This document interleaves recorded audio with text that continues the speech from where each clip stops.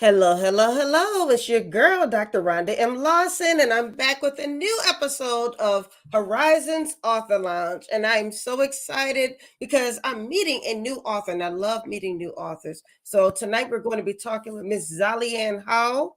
And then right after her, we're going to really be meeting a new author because we are going to be meeting a New Orleans playwright and chef who has just released her very first cookbook. So this is going to be a great night. I'm excited, but I'm also excited because I'm wearing one of my branded t-shirts tonight. So I just want to show you guys because if you know me, you know I like my wine. So this is my shirt. I like my wine dry and my books juicy. And that is absolutely correct. That's the way I like my books. I don't know. Are you a wine drinker, Zollyann? Listen, I'm a wine drinker. I think that habit developed after being a Scandal fanatic. So I'm a Yes, wine and yes. popcorn with my book on the side person. So I am here for it. All right, all right, all right. So if you would like a cop or if you would like your own t-shirt that says I like my wine dry and my books juicy, I am going to put the link in the chat so you can get your own shirt because you can't have mine. Definitely have to get one. All right. So yeah, I just put it in the chat. So there's the link right there. If you are watching on Facebook or YouTube, you can click the link. I believe you can also click the link in LinkedIn. I think you can. But if you can't, just go over to the Meet the World Image Solutions Facebook or YouTube pages, and you can click the link there and get your shirt. We also have other shirts in the literary, I call it the Literary Pride Collection, because if you are a reader, you should be proud because I'm telling you, there are people who died so we could have the right and the privilege to read. So this is why I take reading and literacy so seriously. And why you don't have, I take it seriously, but you don't have to be serious all the time. You can have fun with it. And that's Right. what we're gonna do tonight, Absolutely. is have some fun. So welcome to the show, Zollyann. Thank you. Thank you for having me. I'm excited to be here. Well, I'm excited to have you. I met you on Instagram. Yes. Yes. So, you have a affirmations collection, and that is geared toward both children and adults. Can you tell me a little bit about that? Yeah, sure. So we started off originally by having the affirmation books for children. And it sort of happened as like a goal, a lifelong goal of mine that I had. And, after being an educator and being a mom. So it just started off literally as a goal that I wanted to accomplish. And then Yes. it went into, something bigger than I thought. It happened during the pandemic, middle of the Mhm. pandemic, and it was in that era of people just supporting Black businesses, supporting Black authors. So I got extremely lucky, and it kicked off from Blessed. You there. got blessed. Yes, I got blessed. That is the word. Yes, I Yes. got blessed. And, it kicked off from there. Schools wanted it a part of their curriculum. They wanted their kids to have copies.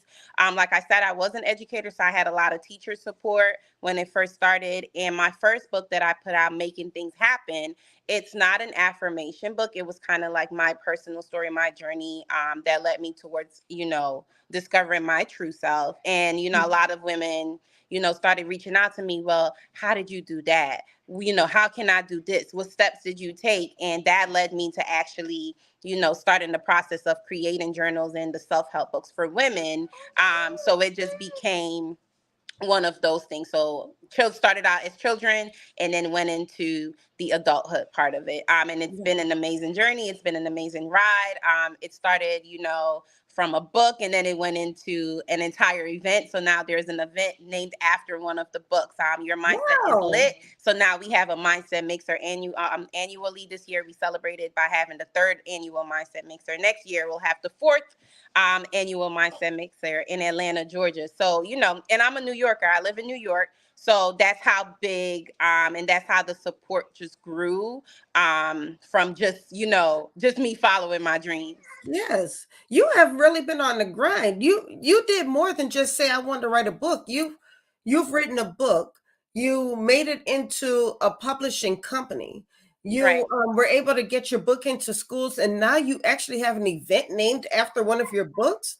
What in the world Yeah. are you doing? I mean, not So many authors say I that. am one of those people. I'm a mom, and when that all happened, I decided to walk away from my full time career as a teacher. Hence, why my this was the reason. She was a baby at the time. She was a Yes, pandemic baby, so she has been, fortunate enough to be home with me and kind of being in the midst of everything as well. And that's the fun part of it. yes, When you're a mom, you don't know what's going to happen, when it's going to happen. You just got to do what you have to do, right? Um, but what happened was I'm also a hustler, right? So when I see an opportunity, I look at it yes, as God is giving me some type of, vision, or God is trying to speak to me. So I'm going to pray about it. I'm going to sleep on it. I'm going to write it down. And if I, start to take those intentional steps to move on it and I see it's going in the right direction, I'm going to take advantage of that opportunity. And that's pretty much what happened when I started publishing the books. A lot of other women who were aspiring to be authors or aspiring to do other things other than what their normal 9 to 5 career was started to reach out to me and say, hey, well, I'm a chef. I want to publish a book, a cooking book, or I'm a teacher. I yes, also want to write a children's book, or, I'm a fashion designer. How can I put out a book about, building business credit or doing something of that sort? How can you help me? Because I've seen you've done it and you didn't go through the traditional route of going through an agency. Um, and I'm not a gatekeeper, because I know what it feels like to want information and want resources and not have access to it. right. So I didn't want to be that person. So I became like a social butterfly and was like, you get this information. You can get this information. Here's how you do it. You want to Okay, hop on Zoom Oprah. with me? You want to meet up with me? Let's go have lunch and we'll talk about it. And I think that allowed a lot of women, they saw how vulnerable I was, how open I was, and how supportive I was. So they were like, well, I'm going to support you because you're helping me. And because of that, I did help a few local authors in New York, as well as authors in Florida, authors in Atlanta, Georgia, self-publish their own books as well, and they've been very successful with it. I'm one of the newest self-published author that we do have under the company Abina. And she went from, aspiring to put out one book, and now she's on a roll. She has about 4 books out. Okay. She's pitching to get her books into schools and libraries as well.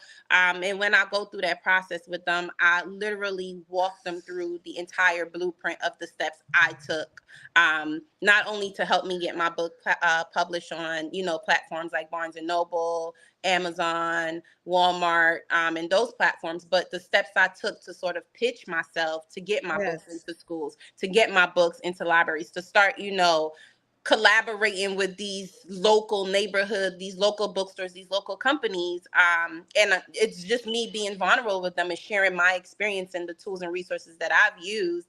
And I think a lot of women are able to accept the learning that way. And they have been extremely successful from it. So well, I I took would. advantage of that. And Mhm. I took advantage of women saying, well, hey, when are you coming to my city? When are you going to do this in person? Because most of it was virtual for the past 2 years. And I was like, Mhm. well, let's just have this event.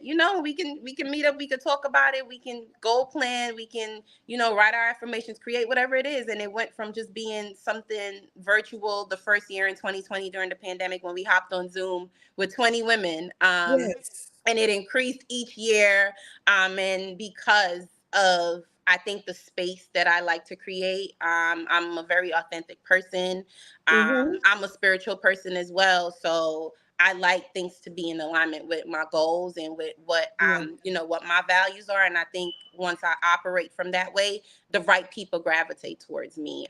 So the right people enter those space and we're able to have a good time. We're able to learn, we're able to build, we're able to grow and create, lifelong business friendships. And I think that's what is kind of helping a lot of us become really successful on this part of our journey. Well, how many authors do you think you've helped so far in these last couple of years? I've helped.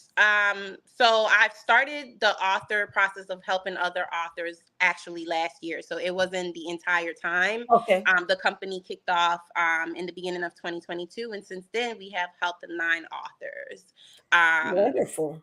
Right. And I think the goal eventually is to just also, create a community and a platform to actually help them, you have an audience to support them as well. So it's not just like, hey, this is the information, you go ahead and publish your book, but this is now our community, how can I help you? How can these other women in this community help you? Whether, it's you needing a feature in a magazine to help you promote your book, whether it's you needing the opportunity to go out and speak in an event. So that's the kind of community that we do build with each other. We're kind of like each other's support. Wonderful. And that's good. And I like what you said when you said that you're not a gatekeeper. You're not trying to keep all of this information to yourself. And often that seems to happen, especially in this literary industry. People are afraid of being used, or people are afraid of, okay, well, if I give you this information, now you're my competition, or you're going to go further than I do. And those thoughts didn't seem to bother you. Yeah, it don't, because one, I'm confident in myself, I'm confident in my Mhm. craft, and I know that the visions that I get and the goals that I have, it was given to me by God, right? And God is gonna make sure that He see it through. And what's for me, I'm Yes. gonna get, whether it's 5 years from now, 10 days from now, it's gonna be mine. So I don't ever feel not threatened, or I'll have a lack of self confidence when it comes to things like that, because I know what I'm passionate about. I know what my purpose is. So me helping someone or me supporting someone who's doing the same exact thing as I'm doing is Yes. not going to take away, because we can all win. As long as we're supporting each other, we can all win. There's space for all of us to grow. There's space for all of us to do the same thing. Granted, sometimes you do have to say no. Sometimes you do Oh, have to yeah. We do separate have to yourself say from no certain things sometimes. because of people's intentions. But I think once the intention is right, it's okay. It is absolutely okay. You can have 10 of us doing the same thing, but we have a different audience. 10 of us doing the same Right, thing, right. but we have a different purpose behind it, or we have different intentions behind it. So I think it's Mhm. absolutely okay. And not everybody, and not authors don't just buy one book. I mean, excuse me, Right. readers don't just buy one book. So Exactly. even if they buy one book today, does not mean that they're not going to buy one book Exactly. to another book tomorrow. So we don't have to worry about competing with each other. Exactly. I agree. So what are you doing next? What's next for you? Right. So, what's next is kind of like focusing on that event, the Mindset Mixer, because we do get a lot of women from all over. We had the event in New York this past spring, and we had Mhm. women fly in from, Virginia. We had women fly in from North Carolina, from Atlanta, from Florida, from Connecticut, and there are from a lot of different backgrounds, but they all came together with a goal, and that was just to pursue their dreams, right? Right. And my goal, based off those books, is to kind of use the books as a blueprint to help them change their mindset, transform their mindset, and find the confidence that they need to accomplish their goals. And that's my next big focus, like reaching a larger audience. So like I mentioned, the event is going to be in Atlanta, March of 2024, and there's going to be tons of resources, right? And workshops and collaborations and people in those rooms that not only can help women who are interested or aspiring to be authors, but aspiring to, you know be a boutique owner, aspiring to Yes. be, a lawyer, aspiring to be whatever it is, or whatever bucket of entrepreneurship that you want to experience. That's what that space is for women to connect and collaborate and sort of put themselves out there and get what they need as well. So that's the next focus, just trying to make sure that that event is curated to perfection, the best Of that I course, could. of course. And just continuing out there, using myself as a vessel to just share my story, share my journey, and inspire other women to say, hey, go after it. I'm a mom of three. As you guys can see, being a mom never stops, right? I'm a mom of three. I'm still full-time educator. I'm out for the summer, but I'm still in those schools working, and still doing all these other things and still able to follow my dreams. I did not let, having kids stop me. I figured out a way to allow all of these roles to coexist. so that not only am I, being fulfilled with my purpose, but once I'm able to fulfill my purpose and be happy and thrive, I'm able to now put the energy into being the best mom that I can be, and into being the best educator that I can be. So when I step into my classrooms as well, I'm sharing this experience with my students and with my Yeah. colleagues. So it's an amazing experience. A lot of people are like, if you're doing this, then you need to quit your job, or you need to do this and you need to do No, that. you don't need to Um, quit. Not yet. do whatever floats your boat. But I definitely, I definitely think once you have a purpose, and you're mission driven, everything works itself out. Amen. And Amen. you don't have to have one passion or one purpose. You can have multiple passions. You can do Yes. a Yes. lot of good, different things. Of course, there's that saying, the jack of all trades, master none. But pick one thing that you're good at, work on it consistently. And when you get good at that thing and it can run itself, then you move on to the next goal that you have. And for me, I know I couldn't do all of this when I was a new mom. So of course I Yeah. had to put that dream on hold. But once I figured out how to navigate motherhood, I then was like, okay, I know how this run. I'm on the schedule. I know how this works. Now I can find the time to sit and plan and accomplish my goals. And that's just Well, what I've been doing ever since. we did have Elisa. She asked if you could drop the link for the event in Atlanta. Do you have information about your events on your website yet? Yes. If you Okay. go to our website, booksbyz.com, and go under events, you'll find it there. You can also, if you go on my Instagram page, it's ZOL underscore in real life. There's also a direct link there in my bio where you can actually click through. You can see photos, videos, testimonies. If you go on our direct Instagram page as well, Books by Z on Instagram or Facebook, you'll see pictures and videos of the past events. You'll see testimonies from all of the women. You'll see a lot of the collaborations that also happen because of those events, as well as some of the authors and all of the other business women in businesses that that came and birthed because of that event. But definitely Books by Z, that's your place to find not just the books, but information about the Mindset Mixer. Now, did you ever think when you started this, when you wrote your first book, did you ever think that it would turn into the platform that it's turned into today? I didn't. Like I said, it started, this was right before the pandemic. I'm a full-time teacher. I'm burnt out from work. And I'm like, when you just feel lost and like you don't have a sense of purpose, and I'm like getting up and doing the same thing every day. Yes. And I loved my kids. I loved my job, but I was like, okay, is that it? Like, I'm just going to do this every day. And I was about to turn 30 the following year, which was 2020 when the pandemic happened. And I just started to journal. I started to write, and I was like, you know what? I'm going to write down a list of things that I want to accomplish before I became that age. And I had a few months, and it was literally just go. I don't know, something sparked in me. And I think it was because I was intentional about what I wanted to accomplish. Yes. So I wrote those goals down. And every single day, I didn't care if I had to stay up till 2 in the morning. Every single day, I made sure I held myself accountable to completing one thing, to check something off of that list, whether it was, going and do research on how to, get my book published, or how to, get illustrations for my book.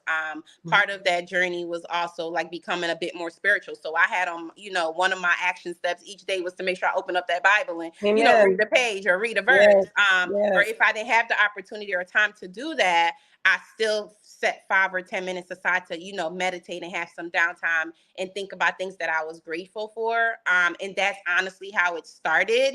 And once the book came out and I started to share, that part of the journey and how I did it, people are like, well, keep going. Tell me more. What's next? And I think that was honestly because of the intention behind it. Had I went into it for money, I think it would have went a completely different route, because the first 6 months of me doing it, I was giving out books for free. I was sending books out for free. I was like, hey, let me come read this book to you. Let me hop on here. Let me do Yes. that. And eventually over time, I started to reap the benefits of all of the free services that I was giving out. And I tell people all the time, being a self-published author, it didn't make me rich. But Mhm. what it did do was open up a lot of doors for me. I've been on stages that I would dreamed of being on. I've been in rooms with people that I would have never thought I would have been on, having the opportunity to have my books in school a part of the curriculum, having teachers tag me like, hey, we're using this in our classroom, or this book is a part of our daycare curriculum. And, having someone invite me to be a TEDx speaker because of that book, Yes. things like that those were some of the opportunities that came because of those books. And I think I'm grateful for that over saying, hey, here's a check, because there's purpose behind it. So I didn't become rich off of it. I did get some great benefits though. And I think once you're able to use things in the right way, then, you can reap the financial part of it first, after, you figure out how to kind of help other people, because that's the goal. If people don't feel like they're being served in anywhere or they can benefit from what I'm offering, then they're not going to buy my book. They're not going to share my book. They're not going to come to my event. But if there's some type of value that I can add to their life, the value of that I'm getting back now is that purchase or that support for my book or my event. So it goes hand in hand. It goes both ways. Well, that's beautiful. And I was going to ask you what advice would you give to new authors, but I think you just gave it all. Yeah. Listen, and that's just, that's pretty much it. Like, don't give up, keep going. Like I said, when you're a self-published author, there's a lot of hustling that go into it, right? Yes, You're yes, gonna have to get out in the streets. You're gonna have to put yourself out there. You're gonna have to, if you're not a people person and you don't like to speak to people, you're gonna have to start speaking to people. You're gonna have to try to get in rooms and, sort of pitch yourself, read your story to people. You're gonna be talking about your book and yourself constantly, right? Until it right. just becomes second nature. And I think that's like always the hardest thing for new self-published artists. Like, I didn't realize I got to do so much work. Yeah, because ain't nobody else out here doing it for you. Right. You don't have an agent. They thought the Uh-huh. hard part was writing the book and everything was going to be easy after that. No. Mm-mm. And they realized that writing the book was the easy part. The Yep. hard part is actually promoting it and getting it out there. Right, and being consistent with it, Yes, because being if very the consistent. second you stop, people forget about you. So you constantly have to, like, here I go, did you forget about me? Here's this book, I'm still here, come on, let's support. And And it's and the funny. thing is, you have to be careful. I mean, I'm not going to say careful. You have to be resilient in this Yes, because definitely. when you're constantly promoting your book, people don't realize that this is your brand, this is your baby, and then Hmm. people will make comments saying that you're always promoting yourself. That's But okay. if you don't talk about your book, Right. nobody else will. If you're not excited about this baby that you birthed, Yes. nobody else is going to be excited about it because Yep. the moment you stop talking about it, they're going to say, I didn't know you were an author. Why didn't you say anything? Yep, that's exactly what happened. And you just have to stay consistent. And it's funny, I put these books out in April of 2020, and January of 2022 they became bestsellers, right? So that's a 2-year span between when the books first published and when that happened, and when all of these schools was like, well, I want to get on board and I want to have this a part of our curriculum. Had I given up the first year, we Right. would have not been here today, right? But I was still out here, like, I still treat these books as if I put it out last week. I don't even, the Exactly. year does not matter. I'm still always out here pitching myself. I'm never hesitant to, go back to ground zero and say, yes, I will come into your classroom and read this book, or I'll come to this event and do a reading, because people want to know before they, like, fully, like, hey, I'm going to support you. Can I have a little preview of what you And can people offer? want to. People also want to know if you're serious, Yeah. because there are so Hmm. many people who will wake up one morning and say, "I think I'm going to be an author," or they wake up one morning They and say, think "I it's think I'm going to be easy. a life coach." I think I'm going to wake up and I'm going to be a blah blah blah, and they don't put the work into it. They don't try to learn how to do it. They just want to do it.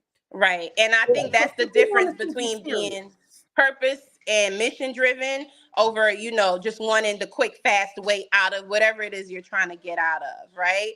And for me, starting this journey led me to finding my purpose. So, it goes hand in hand. But like I said, once you're intentional, a lot can come out of it. Absolutely, absolutely. So now I know you talked about the events that you have planned in the next few months. Do you have another book on the horizon as well? No, so right now my main focus is just spending time with the kids and, Yeah. trying to get some of that time back, and enjoy, some of the benefits of all the hard work over the few years. And I recently, actually towards the end of last year, put out my first debut novel, which is a urban fiction book. So I Okay. wanted to test out a few different genres. So I stepped out of the affirmation and the self-help world, and I stepped into the urban fiction world because I wanted to see where I can go as a writer. So that was the most recent project, just putting out that debut novel. And that's just been it. So that's been the new thing that I've been promoting along with all the other items. Okay, so you do have a lot going on, so I can understand why you're not ready to go ahead and just jump into another book, because that does take a lot of time. You It do. need quiet time to do that. Yeah, not quiet Mhm. time. And I think that's one of the biggest struggle with a lot of self-published authors. Things are not Yeah, done um, as professional as some of the books that do come out of a traditional publishing company, which is why a right. lot of times when people pick it up and open it up, there's error, or your photo on the front is a little blurry, or not the best quality. There's a lot of things, right? And I did research. I've noticed a lot of that, and that was like my do nots. I'm sorry, baby. Okay, 1 second. And that was, and I noticed a lot of that, and I was like, I do not want to experience any of that. So I like to take the time to make sure that like like you mentioned earlier, this is my baby, and I'm Yeah, gonna make sure my baby is, taken care of to the best of my ability. And that's how I treat my books. That's how I treat anything that I do put out, any events that I do hold. It's my baby, so I want to make sure it's done correctly, it's done professionally, and I can people can see like this was the best work that I could right, produce. So even if they're not supporting, I know I did my best, and I'm proud of the work that I did. So I think, that's why I like to take my time. And like I said, I'm also a spiritual person. If I'm working on something, an event or project, I don't care how deep I am into it. If God tell me to sit down, I sit right on down, and I don't even touch it until it's time to go back to it. So there's a lot amen. that go into it. Well, I've got to tell you, it's been a joy meeting you and talking with you tonight. I can't believe we're already to the end of this first half hour. Listen, it went by quick, but that's what happens when you're having a good time. Exactly, exactly. And it's been such a pleasure to meet you and get to know you. And I hope that this isn't the last time that we talk. Let's make Of sure that we course stay in not. Of touch. course not. Yeah, Listen, you are amazing. You're doing a lot of great work out there, and I thank definitely you. think we need to, offline, definitely have a conversation of how we can, come together and help support some of these women as well. That would be wonderful. Let's make sure we do that. Yes, So, definitely. in this last minute or so, can you remind the audience where, first of all, do you have a copy of the book? I don't, we did all this talking. We haven't shown the cover of the books yet. Right. I like to work smarter and not harder. So there is sometimes that I do ship books out of my house. But I like I to don't avoid do it doing all the either. work. So I let those other platforms do all the shipping for Exactly. me. The I'm only the time same I way. ship I don't. books is if it's a If bulk order. you're waiting on me to mail you a book, you're gonna be waiting a while. You might want to Yep. go to those other platforms. You'll be waiting at least a week versus getting it, a little 2 to 3 days. But I ship out bulk orders. But anything, one offs, it takes some time because, like I said, there's so many different things that are Yeah. happening. It's hard to find the time. And that's not my only business. I do other things alongside still working full time and being a mom. So Hmm. I have to make sure that I'm not overworking myself. Absolutely, I totally um, understand. But go ahead and at least remind us where we can find your books, and how people can reach out to you. Yeah, so the quickest, easiest, most reliable way to learn more about myself or my books is to go on booksbyz.com. You can learn more about me, about my passion, my mission. You can check out some of the books that we have. You can check out some of the events that we have. You can check out the community also that we have if you wanted to be a part of that community as well. There is like a one-time fee only because it's invested back into, the items that you do get once you do sign up. And that's a one-time lifetime fee that you do pay, and you get access to all of the events. You get access to some of the amazing things that we do as well. And you get access to that community to meet with the other women to get featured in some of the platforms that those women have gotten featured on. But Books by Z is the place to go, and that is also our Instagram page, Books by Z. So you can find us on there, and you can see a little bit more about what we do and how to get any of those things as well. Okay, well, thank you, Zollyann, for joining me tonight. Thank you for being on the show and for just being so forthcoming about your journey and how you help other authors. Like I said, this is not the last time that we're going to Oh, talk. definitely not. Okay, well, and I hope that you're able to watch the next author who is already waiting for us to let her in. So we're going to end here. Yes. God bless you and all that you're doing, and God bless your family. Thank you Thank you so so much. much for having me, Dr. Rhonda. It was a pleasure. It was a pleasure. Take care. All right, that was Zollyann Howell. And now we are about to bring on chef, playwright, author. What else you do, Trinese?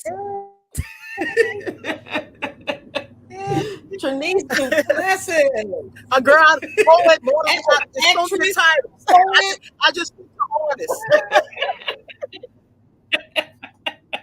Huh? So many things, so many things. It's so good to see you.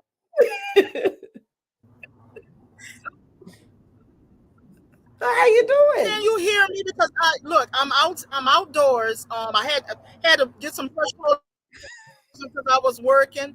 But can you hear me pretty good? I hear you perfectly. Can you hear me? Let me see. Oh, it's going in and out. I don't know if you can hear. I hear you. I hear you perfectly. I can hear you. Okay, can you hear me now? All right. Hey, Tasha, is a little bit. Let me see something here. Okay. All right. Okay. I guess you can ask me some questions, huh? I hear you fine. Can you hear me? All right.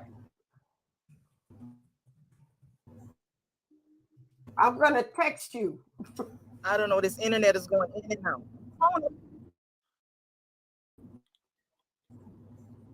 You going to text me? No, I messaged you. Okay.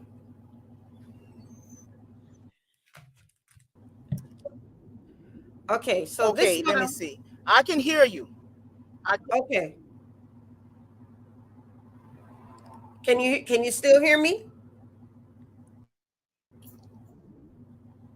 No, she can't hear me. It looks like it's going. I can hear you. It's like you're going in and out. I can hear you now. No, we gonna do this. Hold on. I'm calling you on your phone. Okay, wait.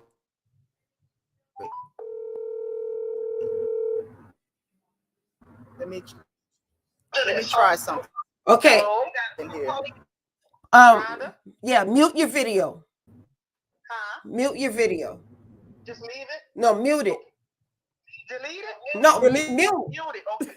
Let me do that. Okay. Mute. Okay. So Trinese is having some audio issues, so we're going to do this over the phone, but you're still going to be able to see her. This is what we do on live video. So Trinese, go ahead and mute. Keep your picture on. Just mute your video. Okay. All right. In fact, I'm up. Yeah. Okay. All right. I can hear you.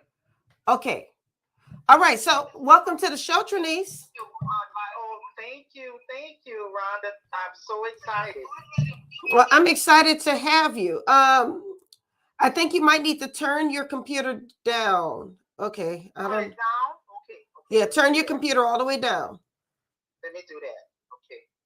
All right. Okay. Now, everybody, we're doing this a little bit different because Trinese is having some audio issues. So if you can hear Trinese, I want you to say something in the chat. Let me know you can hear us. Can you hear me, Trinese? I can hear you.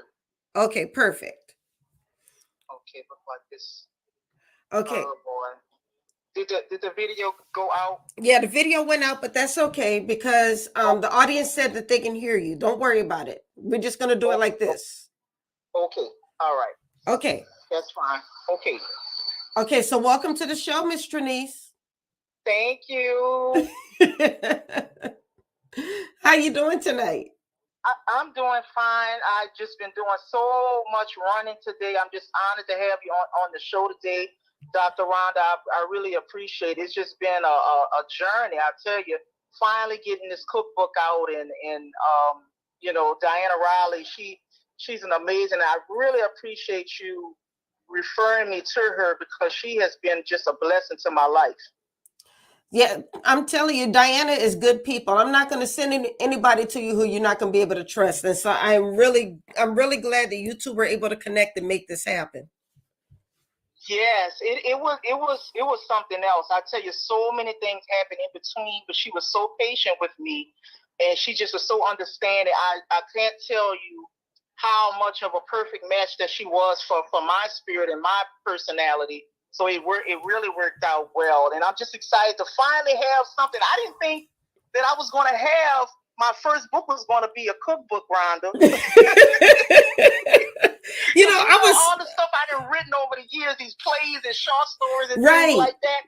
You would have thought that I would have put out a novel or something like that, but that sometimes God plan is not your plan.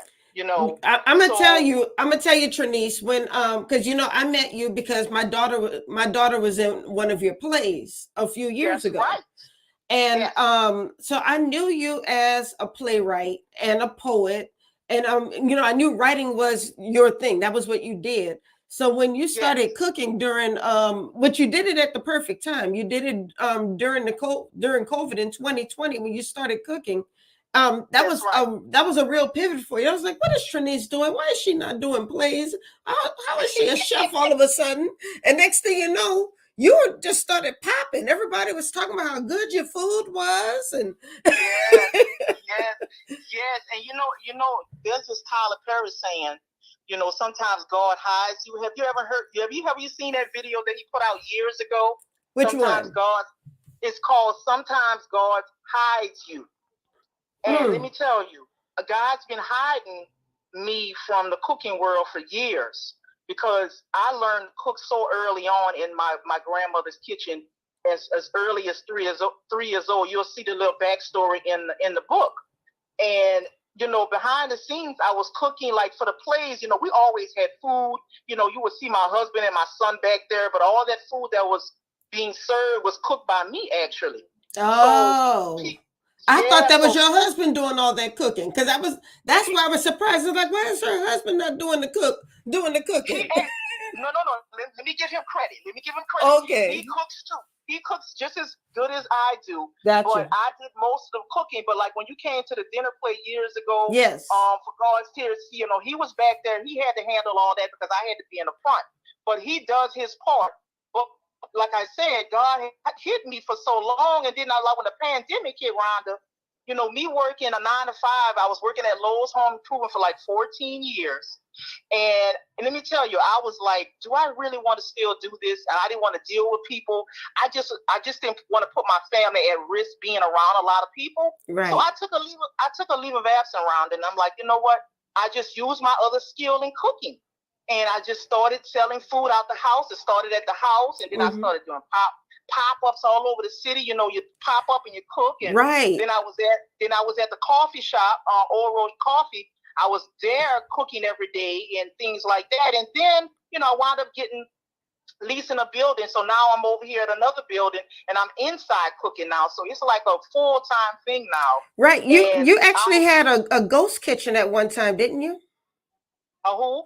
Well, we call up here in the DC area, they call them ghost kitchens, but basically it's a kitchen that you were kind of renting to do all of your food prep. Okay, yes. Actually, I'm actually at a brick and mortar, but I lease the kitchen out now. That's what I'm currently doing that now. It's at Circle H Food Market right here, not too far from Circle Food Store. So I've been there since October of last year. So it's been like 9 months since I've been there. So people have been coming to see me, why I cook and I do daily specials and things like that. So really, I jumped into this thing like full time, the culinary world. And I'm going to tell you, Ron, it's a different world. Oh, I'm sure. I'm sure it is. And it's just as competitive as the theatrical world. But let me tell you something. I never was a person that liked to compete with anybody. Like the young author that was on before. Yes. It's not about competition. It's just bringing your gifts to the table. So I just realized that, hey, I'm just going to bring my gifts full force because I have to eat. I have to feed my family. I had to feed people. I wanted to do community because it's like a community thing for me. It's right. like a spiritual gift that you use, and God just dropped it in my lap like, hey, you're needed in this area. I didn't want to go at first, Rhonda. I was like, you want me to go cook where? I'm like, wait a minute, you want me to do what? So I've been there, been served, because it can be very, very challenging with some folks. Yes. But at the same time, it's rewarding. I'm going to say it's rewarding. And then I was like, okay, people's like, when are you going to do your plays again? I was about to say, I was really happy when I saw that you had not totally abandoned being a playwright. No, ma'am. I didn't abandon it, Rhonda. Because once you start writing and doing those things, you can't abandon that, even though it's postponed. You can't totally, because it's still in because my husband was like, I know you miss it. I know you miss it. Because he would look at me. I know you miss doing your plays. So what happened, I started doing them again. Last year we did a stage reading for my latest play is called A Shortage in Heaven. Mm-hmm. We did a stage play last year in July, and then we did, a stage reading. And then we did the actual play in January of this year. Now we're going to be doing it again in July 30th. And then we're going to go to Mississippi, Tennessee line, and we're going to do that. You're actually going to go on the road with it. So the cast, some of your favorites that you recognize, Shalita Bird, Samuel Bowles, they're in that play because they were in God's Tears.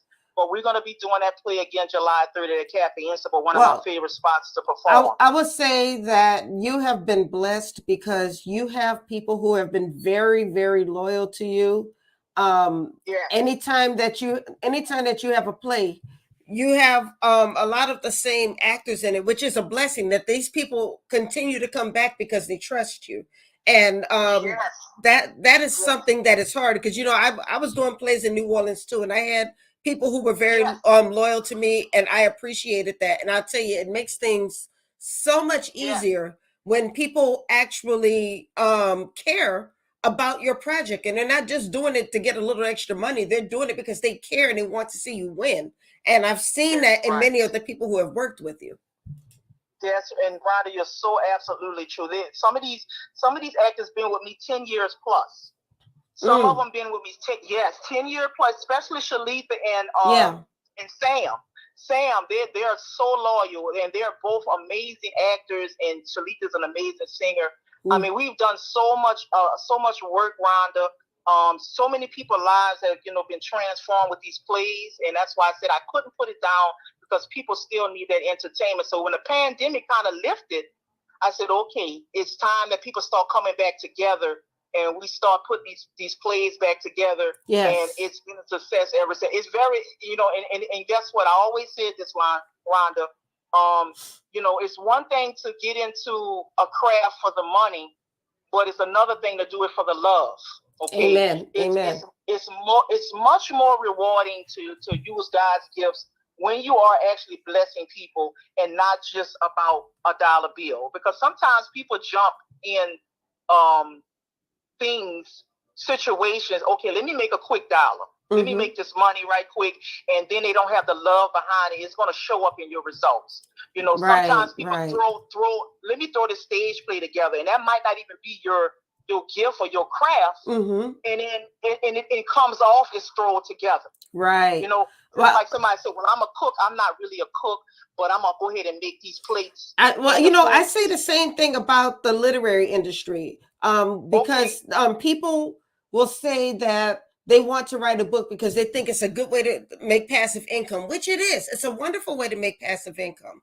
But what I found is that writing books is something that a lot of people want to do, but very few people want to learn to do well. And I'm sure it's the same way with stage plays. People want to do it. That it sounds really cool to have a stage play, but people don't want to learn to do it. They don't want to pay their actors. They don't want to pay a writer. So Yes. and it makes it very difficult, and then it dilutes your product. But one thing I want to say to you before we continue is I want to thank you because you were already doing plays by the time I moved to New Orleans. And when I Yes, did ma'am. my first stage play, you did not come at me any crazy way. You supported me. And Yes, ma'am. you came to the plays, you did a sponsorship, and I appreciated Yes. that. And I did the same thing for you. We were supporting each Yes. other. It doesn't Yeah. have to be competition. It's just like with books. Nobody's going to go read one book and say I'm done. Nobody's going to watch Yes. one stage play and say I'm done. So we were That's able to right. support each other and be there for Yeah. each other. And I've always appreciated that about you, Trinese. Well, thank you, Rhonda. And let me tell you something. I want to be pretty transparent. I'm gonna be pretty transparent because I'm sometimes I get discouraged. I get discouraged. Right. I'm not even. gonna lie to you. Sometimes I get discouraged. Sometimes you get tired of.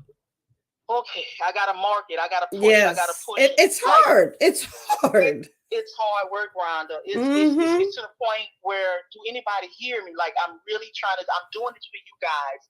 It's like what some people have to get out of. I'm gonna be transparent. Some people have to get out of. Well, I don't really like her, because she don't have this certain actor in it. Right. Or I don't like her because she didn't choose this actor or that actor, or I don't like her because she wear braids on. I don't like her because she don't wear makeup. We got to get out of that and just come together because we are all in this world. Yes.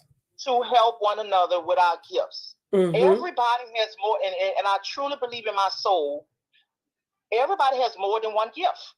Everybody has more than you. Just have to find those treasures because I'm gonna tell you, Rhonda, I was always a comedic person growing up as a teenager doing crazy stuff, right? Mm-hmm. Like I never in a million years thought I would be able to be an actress, to be able to act and do all these characters and just I'm serious. And now look at you, Mama T, Paco. Yes. How Mama T came about. I wrote a short story about Mama T because I've been on television. I didn't even mention that I've been doing my own television show since 2009. Right. So, yes. So I wrote that story to read it on television. And then one day God said, okay, it's time for you to do the play. Mm-hmm. I said, the play? I said, okay. and he said, you won't be Mama T. I said, what? I'm going to be Mama T because originally Mama T was a dark-skinned woman. Very, very, very dark skin with pearly white teeth. That's originally how I wrote the short story. But no, when it was time to put the production on, God was like, nope, you're going to be Mama T. So Mama T is a beloved character, and you know what I didn't want to do, Rhonda? I didn't want to saturate her too much. Right. Meaning, I didn't want to just do her all the time because sometimes when you do a character or something one time, and you continuously doing it over and over, people are not going to be able to see you in another light. Okay? Right. So now people can see me like I got another character, Night Ward Tamika. A lot of teenagers. Oh, I forgot about Night Ward Tamika. Oh my God! And Night Ward Tamika came as a fluke. Somebody backed out of the play, and again, I had to step up, Rhonda. I had to step up, and I played that role. And she is just as ghetto as she want to be, but she good people. And Paco, I didn't think Paco was going to be this popular. It's so crazy, Rhonda, how when you're a teenager and you develop these things, because me and my sister, I'll tell you this story right quick. Mm-hmm. My sister and I dressed up as guys. I put on a mustache, I put a hat on, and we had money in our hand, girl. We took pictures in our room and stuff. And he said, what we're going to do is we're going to bring these pictures to the school and tell everybody these are our brothers. Girl, you know what? Why can I see you doing that, Trinese? I can really see you doing that. Girl, we brought the pictures to school, Rhonda, and everybody was like, "Ooh, they cute."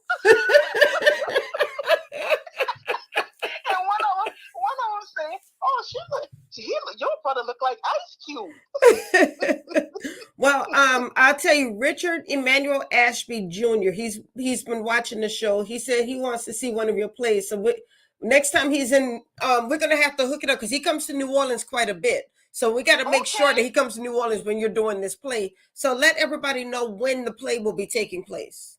Okay. So the play is actually July 30th at 7 o'clock at Cafe Istanbul, and it's called A Shortage in Heaven. And the doors are going to open at 6 o'clock, and the show time is at 7. Now, if you want to get tickets now, basically you can go on Eventbrite and type in Shortage in Heaven, and it should come up. It's July 30th, and then we're going to do again September the 16th. We're going to do it in Mississippi. Okay. So I'll and you can actually purchase tickets on that website as well. On okay. Eventbrite. See, you should have sent me those links so I could put them in the chat. Oh, okay. Let me see. Can I do that? Hold on. Are you looking at the show on the computer? Are you still there? I am. Okay, so do you need me to put the Eventbrite link in there? Yeah, if you can put the Eventbrite link in the chat, I can make sure it's shared. Okay, let me put you on speaker. Hold on 1 second. Okay. Well, while you're doing that, Tasha said that she has never been to one of your plays and been disappointed. You still hear me? Huh? You can still hear me? I can. Yeah. Okay, so I'm gonna get that link, and I'm gonna put it in there so people can actually okay go to the website and purchase those tickets, because we're gonna have the door. Of course, when you do door tickets, it's a little bit more. Right. So I'll find that link for you to do that. Okay. Well, Richard said he's not going to be in New Orleans until next July. So. Okay. Yeah. So we're gonna have to make sure we hook you guys up, because he's part of the Black Librarians Association. So this is a man you want to meet anyway. Oh, that's beautiful. Okay. Yes. Okay, that's awesome. So I will make sure to introduce you guys when he comes to New Orleans. When are you back? When are you back here? I'll be there for Bayou Classic. Oh, you're gonna be here for Bayou Classic? Okay. Yeah, I'll be there in November for Thanksgiving. Well, I'll be there for Thanksgiving, and I'll happen to go to Bayou Classic. I'm not coming for Bayou Classic. There's a difference. Oh yeah. Yes. So yeah, I'm coming for Thanksgiving, and then I'm gonna come again for Mardi Gras. Okay. How's your mom and everybody doing? Mama is great.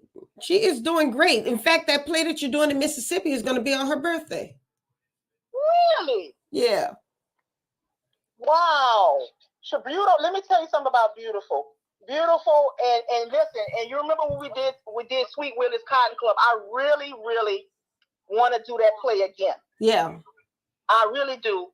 I think we ran it for like a year, and I think I want to revamp it and do like a whole nother storyline, and just bring it to life. I know everybody's not here. A lot of people moved away and things like that, but I mean, I can do a whole new cast on that. It doesn't matter.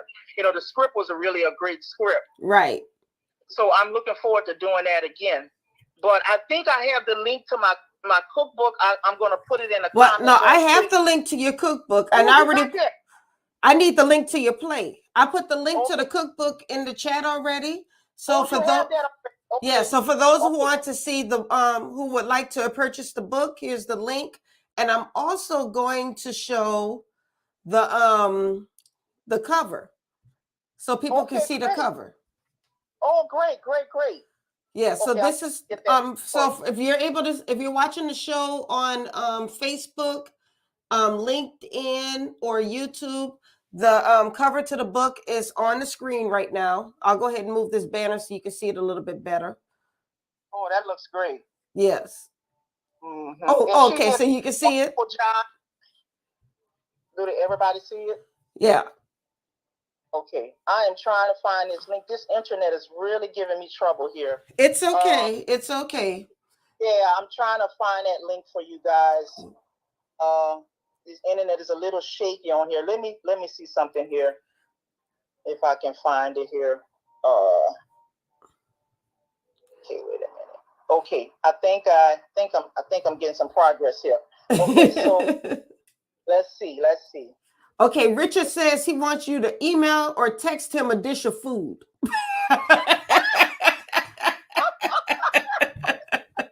Well, let me tell you something. Those recipes, I actually included one of my gumbo recipes in there, Rhonda. Okay. And let me tell you, some of these recipes is really great, especially if you've moved away from New Orleans.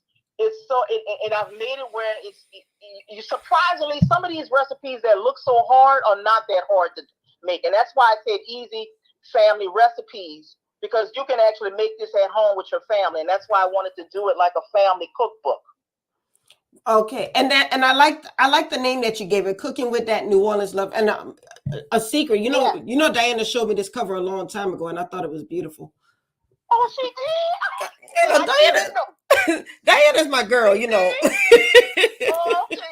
you special. You get to see everything. Yeah, don't worry, I didn't tell anybody. No, that's okay. Yeah, let me tell you something. Shout out to John Moore that actually took the picture. And we had to do a little photo shoot, and I was like, okay, we gotta do a nice cover, and every time I wear that red chef jacket, Rhonda, every time I wear red, people love me in red. So he was like, okay, I had a black jacket, I had a green one, and I had the red one. So we took photos in the green and the red, and he said, no, we don't want to do black, but let's do red and green, something colorful. So I like the green one too, but I think the red one and the way that Diana have it laid out with the red and black. And white, it looks really nice. It's eye-catching. Yeah, and the kitchen in the background, shout out to John for doing all that. But I'm really, really grateful that Diana, graphic designer, the way he did it is just beautiful. Yes. I was very pleasantly pleased when she first sent me the draft. And I'm like, this is what I envisioned. You know how when you envision something? Yes. When you envision something and it comes to light. And again, I can't thank you enough for connecting me with Diana, because she was so patient and understanding. She because this is something you can't throw together, Rhonda. Like you said, some people say, I want to do a cookbook. This takes time and a labor of love to do. Yes, absolutely. Now, for those people who are wondering who we're talking about, because we've mentioned Diana quite a few times in this interview, we are talking about Chef Diana Riley. She is a Louisiana chef. She's in the Baton Rouge area, and she has a couple of cookbooks herself. And she also teaches classes, and she helps people with books. If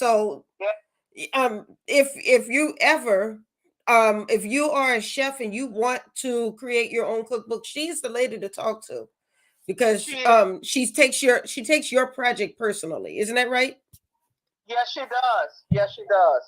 She takes it personally, and she takes her time, because she's not gonna. Let me tell you something. She's not gonna throw it together. You don't want anything rushed. Rhonda, let me say this. When you're doing books and plays and all the writing, and you have several books yourself, Rhonda, you have to think global. Yes. Okay. You have to think global. A lot of people just want to do things locally, like, oh, I'm just doing this for my locals. I'm just doing this for my friends. And no, you have to think about strangers all over the world. Yes. To put your project. I tell people all the time, you are not going to be able to stand over every person's shoulder and explain to them what you meant by something. So you have to write it clearly. It has to be clear in your book. It has to be clear in the book, and you have to do it with love. And sometimes it takes time and patience. Okay. I mean, I like I said, so many things have happened, and sometimes when you have a lot of obstacles in your life, and then you finally get over that obstacle, everything's going to be manifestation. It's just like everything is just blossoming. And I do know. Let me ask you this, Rhonda, while we are on here. I know that there's a time where it's sometimes it's difficult. Have you had a moment in time where it was difficult for you to sell your books? Did you make a mistake where you were marketing just to people that you know, or did you start out thinking global, or did you think local when you first wrote your books? I did think global, but it's very easy to fall into selling to who you know. And it's also easy to fall into the trap of selling to people who look like you. So what happens sometimes is that, especially with new authors, if you are doing a book signing, let's say at a mall, and you see an African American person walking past, you will call out to that person and say, "Hey, here's my book." But if you see a white person walking past, sometimes something in your mind says that person's not going to be interested, so I'm not going to tell them about my book. And we think that because the person is not African American, they're not going to appreciate our book. But I'll tell you a story. The first time I did a book signing, and I was on the West Bank at Barnes and Noble, and I had a table set up right by the door, and so everybody saw me coming in. I sold a lot of books that day. But one day, while I was there, an older white man came in. He said, "Are you from New Orleans?" I said, "Yes, I am." He said, "Well, we need to support you," and he bought a book. So, wow. Had I been shy in thinking that older white man was not going to be interested in my book, I would have never made that sale. So you just never know who you're talking to, and be bold with what you're doing, because the thing is, this is New Orleans food. Everybody loves New Orleans food. I don't care what color, what nationality, they love New Orleans food. So don't be scared to put yourself out there. And Rhonda, thank you. That is so true, because I'm gonna tell you, I had a time, not just with the book, but with marketing, other things like, hey, you have to put yourself out there in other ethnic groups and things like that, because we do limit ourselves with people that look like us, and you'll be pleasantly surprised. Let me tell you, this one pop-up that I was doing for like 2 years in the French Quarters, and believe it or not, I've always associated Yakinen to just Black people wanting Yakinen, Rhonda. Girl, please. And I don't know why. I just thought, okay, just Black people like Yakinen, But no way, baby. When I was selling that Yakinen in the French Quarters, when I tell you, the Caucasian people, they love that Yakinen, and that's all they wanted. It was very shocking to me. Mm-hmm. Because I prejudged, thinking that one group just like a certain item. Right. And I found I was wrong. They waited every week for that Yakinen. And that was my top seller. That was my top seller over shrimp pasta and all these other stuff that I was selling. They wanted that Yakinen. Yeah, and that's why I'm telling you, be bold and have confidence in your work. Because what your work transcends color, it transcends culture. So it doesn't matter who's walking past the table. Sell to everybody. Everybody is a potential customer. And I wish I can talk longer, because we done actually gone over time. It is now. Oh, yes, But I wish we could. But I congratulate you on all you're doing, Trinese. I am super happy for you. I'm one of your biggest supporters. I think Tasha and I are gonna have to compete on who's your biggest supporter. Oh, Tasha's amazing. Y'all both are amazing, and just so, and just I'm amazed at what y'all do. Oh my God! And Rhonda, Dr. Rhonda, I'm like, girl, I know you. Sometimes you be burnt out. I know you do, because you do so much. and I be burnt out, but I'm learning to take some me time. Yes, I'm learning to take some me time and take some time off. You have to. I appreciate you having me on. Thank you all for who tuning in. I did put the Facebook link for the Shortage in Heaven, and you can actually click on Eventbrite on that page. And then I did the Tennessee, Mississippi Eventbrite link, so it's in the comments. Wonderful, wonderful. Well, congratulations once again. So those of you who are in the New Orleans area, make sure you get your tickets, for there is a Shortage in Heaven. It will be taking place at the end of July. And then get out there and order this is still an advance copy, right? When is the book actually released? It's an advance copy. Yeah, that link is still available. You get your pre-orders in, because the book is going to be available in mid-July. So go ahead and get your pre-orders in now. Okay, awesome. And I will put the link back on the screen if I can find it, because there it is. Cooking with that New Orleans love. You can get it. Here's the website. It's on the screen. It's also in the chat.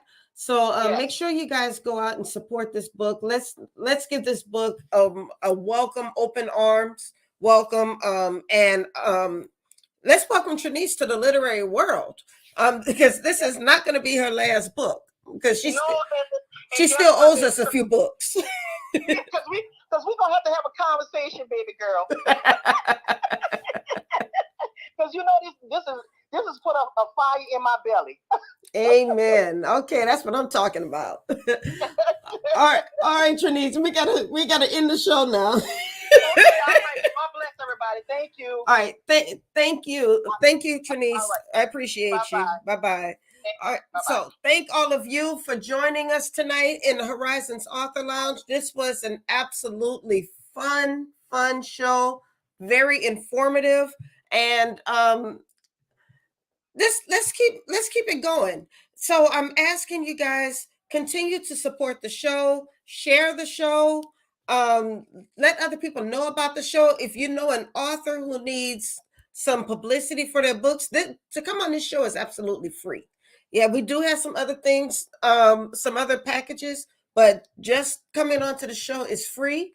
And I really want you guys to be a part of the show. Help us to grow this show, because this is how we support our authors, because there is no author in the world who's going to make it to the New York Times bestseller list without the support of the readers.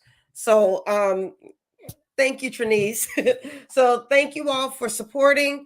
Don't forget, yes, Tasha, I need you on the show. Come on now. We still have slots available in July and going into August as well. So I need you on the show, Tasha. And don't forget to get your t-shirt. I like my wine dry and my books juicy. And I have other Literary Pride books as well. I will go ahead and put the link in the chat one more time, just in case you guys missed it the first time, because it's been a lot of great comments and a lot of great activity during the show. So thank you so much for your support. God bless you guys. You guys have a wonderful, wonderful week. And don't forget to join me tomorrow night for Black Authors Matter TV on the National Black Book Festival Facebook page. I can't wait to see you there. We're going to be interviewing 4 authors tomorrow night. And I want to see you guys there. It starts at 7 p.m. Central Time, 8 p.m.